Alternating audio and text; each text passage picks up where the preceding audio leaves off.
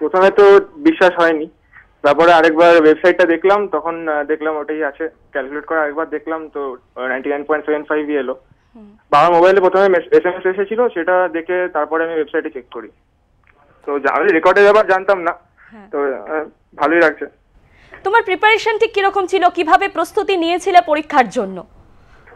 সেরকম ভাবে আলাদা করে খুব একটা কিছু না, মানে যেমন আমাদের ইঞ্জিনিয়ারিং পরীক্ষা, জয়েন্ট পরীক্ষা সব চলছে, তার সঙ্গে প্যারালালি বোর্ডস গুলো আমাদের করতে হয়।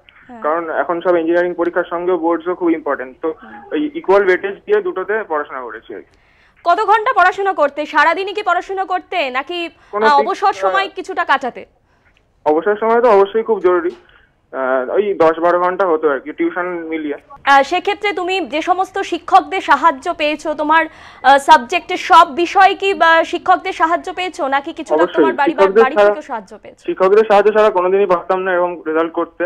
আমাদের স্কুলে খুবই ভালো পড়ানো হয়, এবং বিশেষ করে অরিন্দম স্যারকে আমি ধন্যবাদ জানাতে চাই, এবং আমাদের প্রিন্সিপাল সিস্টারকে, সমীক্ষা ব্যানার্জি।